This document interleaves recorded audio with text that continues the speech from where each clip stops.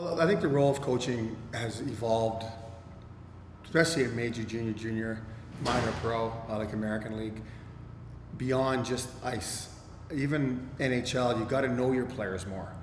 You can't be just see them at the rink, do a drill, don't talk. You've got to be able to communicate with your players, and that communication has to come through an interest in the player himself. If you're in the NHL level, knowing if the guy has a wife, knowing if the player has kids, knowing if he has parents that are still alive, where they live, just little things so they feel a connection. And junior hockey is no different. Asking about their school, and seeing if their parents if they're comfortable with their billets, just to create a conversation, a line of conversation or a lane of conversation that makes the player feel comfortable and know that you're not just looking at him as a hockey player, that you're also looking at him as a human being. And that'll create an affection, whether good or bad, going both ways. So the player will maybe compete a little harder, knowing that, well, he's taken an interest in me personally.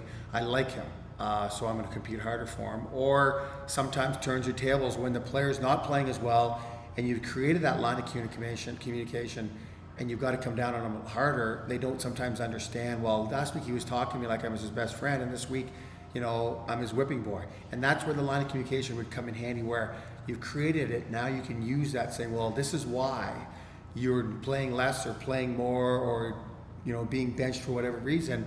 And then that understanding comes back, and then the player again feels that he fits back in that modular process.